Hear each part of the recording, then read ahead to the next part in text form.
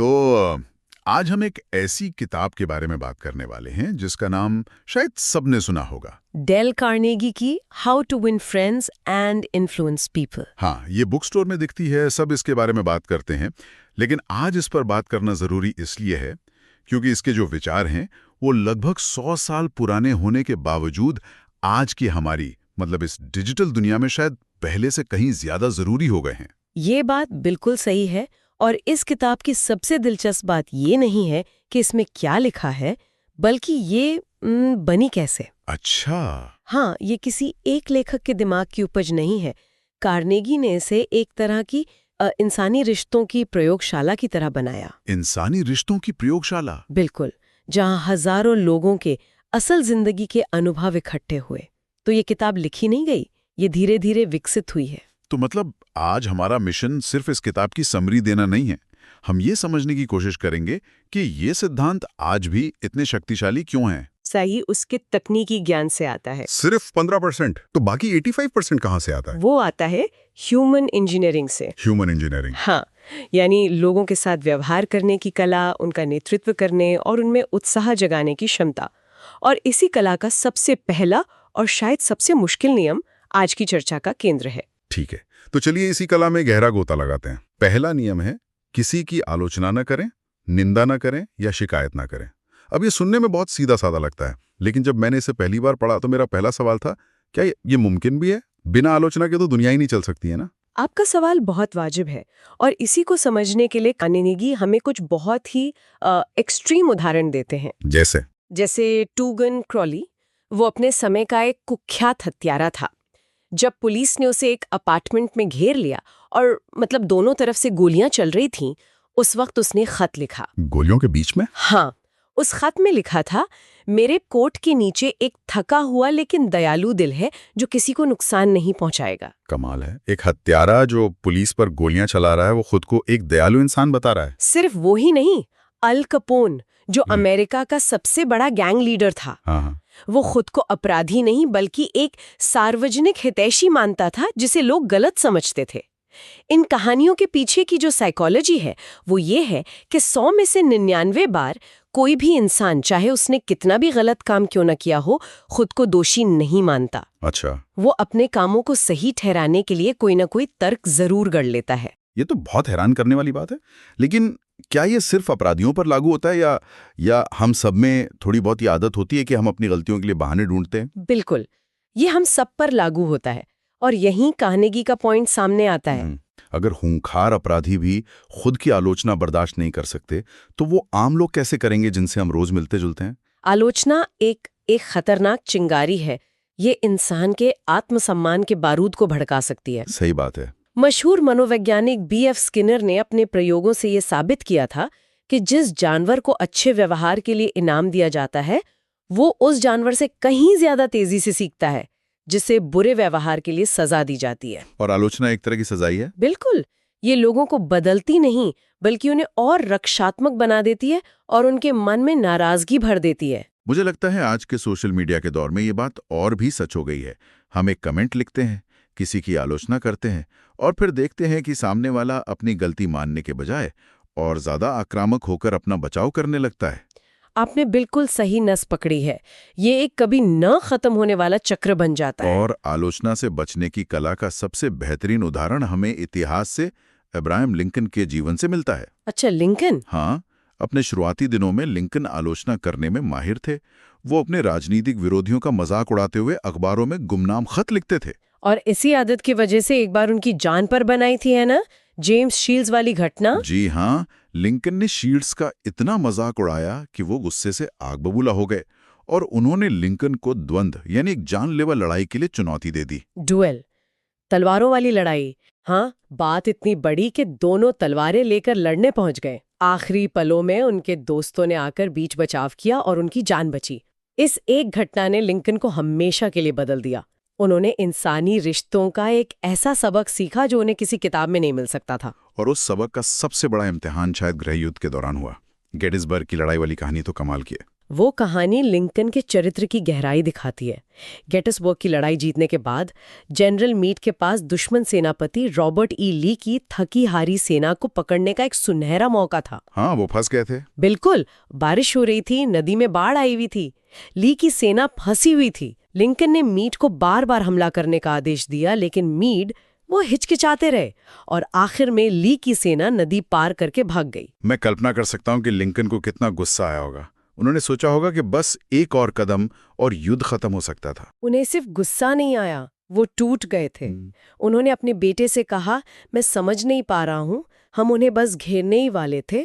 और अपनी निराशा में उन्होंने जनरल मीड को एक बहुत कठोर पत्र लिखा। अपनी पूरी भड़ास निकाल दी होगी। हाँ, लिखा कि आपकी इस निष्क्रियता का नतीजा क्या होगा ये आप सोच भी नहीं सकते। और यहीं पर कहानी का सबसे दिलचस्प मोड़ आता है। लिंकन ने वो पत्र कभी नहीं भेजा। कभी नहीं। वो खत उनकी मृत्यु के बाद उनके कागजात में मिला। पर क्यों, इतना गुस्सा होने के बाद भी? क्योंकि लिंकन ने खुद को रोका।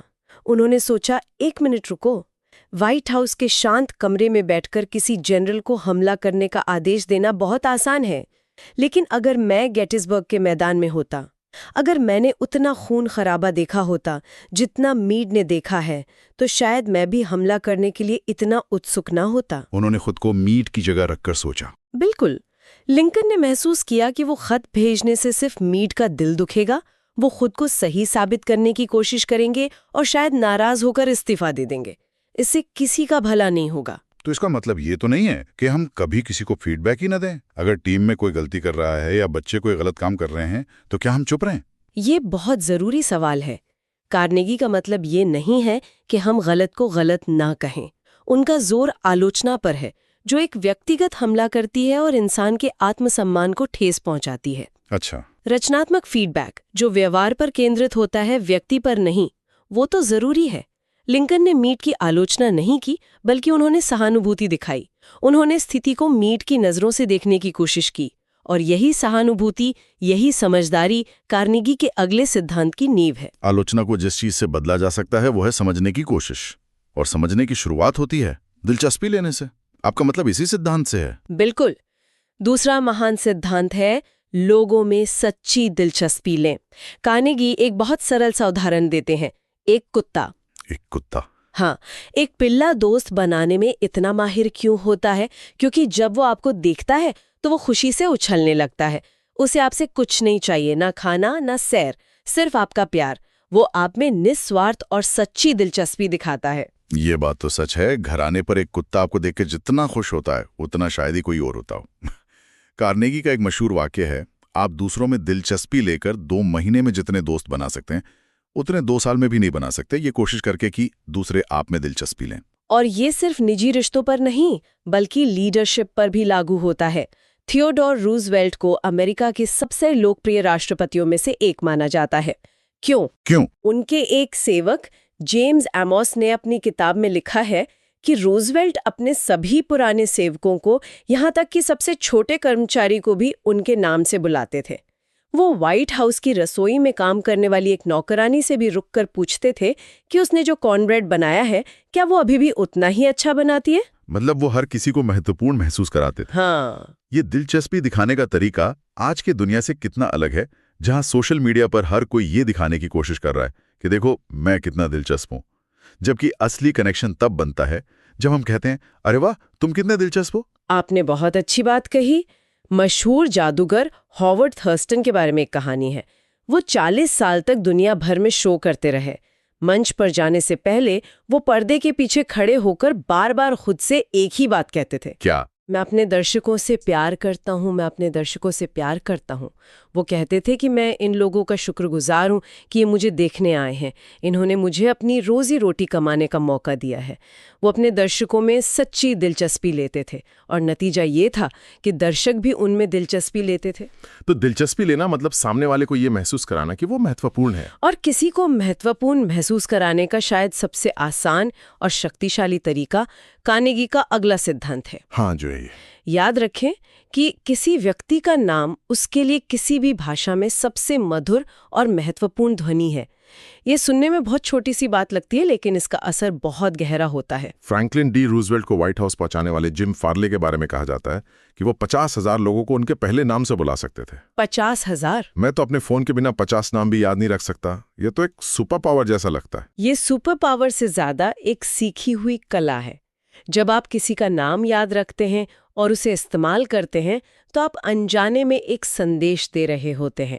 मैंने आप पर ध्यान दिया, आप मेरे लिए सिर्फ भीड़ का एक चेहरा नहीं है, आप एक व्यक्ति हैं। सही बात है। नाम हमारी पहचान का सबसे बुनियादी हिस्सा है। बिल्कुल, उसे नजरअंदाज करना एक छोटी सी लेकिन गहरी चोट पहुंचाता है। व्यापार की दुनिया में इसका एक बहुत ही शक्तिशाली उदाहरण मिलता है एंड्रयू कार्नेगी, स्टील किंग के जीवन से। वो पेंसिल्वेनिया रेल रोड को अपनी स्टील की पटरियां बेचना चाहते थे। उस समय रेल रोड के अध्यक्ष का नाम था जे एडगर थॉमसन। तो कार्नेगी ने क्या किया? उन्होंने कोई डिस्काउंट या डील ऑफर नहीं की। उन्होंने पिट्सबर्ग में एक बहुत बड़ी स्टील मिल बनाई और उसका नाम रखा एडगर थॉमसन स्टील वर्क्स। वाह, ये तो कमाल की चाल थी। अब अंदाजा लगाइए कि जब पेंसिल्वेनिया रेल रोड को स्टील की पटरियों की जरूरत पड़ी तो उन्होंने वो कहां से खरीदी? ये सिर्फ एक चालाकी नहीं थी, ये सम्मान देने का एक तरीका था। कार्नेगी ये संदेश दे रहे थे, मैं आपको और आपके काम को इतना महत्व देता हूं कि मैं अपनी एक सबसे बड़ी संपत्ति का नाम आपके नाम पर रख रहा हूं। नाम का इस्तेमाल करके कार्नेगी ने एक सौदा नहीं बल्कि एक रिश्ता बनाया था। तो आज की हमारी इस पूरी बातचीत को अगर समेटा जाए तो ये तीनों सिद्धांत, आलोचना से बचना, लोगों में सच्ची दिलचस्पी लेना और उनके नाम को याद रखना, ये सब एक ही बड़ी चीज की तरफ इशारा करते हैं, अपना ध्यान खुद से हटाकर दूसरे व्यक्ति पर केंद्रित करना। बिल्कुल, ये सिर्फ कुछ तकनीकें या ट्रिक्स नहीं है, ये दुनिया को दूसरे व्यक्ति के नजरिए से देखने का एक दर्शन है। ये इस बात को समझने के बारे में है कि हर इंसान अपने ब्रह्मांड का केंद्र है, हर कोई महत्वपूर्ण महसूस करना चाहता है। तो आज की चर्चा से जो मुख्य बातें सामने आई हैं वो हैं आलोचना और शिकायत से बचना, क्योंकि इससे केवल नाराजगी पैदा होती है, लोगों में सच्ची और निस्वार्थ दिलचस्पी लेना और उनके नाम को याद रखने की ताकत को समझना, जो किसी भी रिश्ते में जादू की तरह काम करती है। और अंत में श्रोताओं के लिए मैं एक विचार छोड़ना चाहूंगी। अगली बार जब आप किसी के साथ एक मुश्किल बातचीत में हो, किसी से असहमत हो या किसी को बदलने की कोशिश कर रहे हो, तो उन्हें ये बताने के बजाय कि वो गलत है, एक पल के लिए रुकें, लिंकन की तरह, और ईमानदारी से खुद से ये सवाल पूछें, अगर मैं उनकी जगह होती, उनके अनुभव और हालात के साथ, तो मैं कैसा महसूस करती? उनके ऐसा सोचने या करने के पीछे क्या वजह हो सकती है?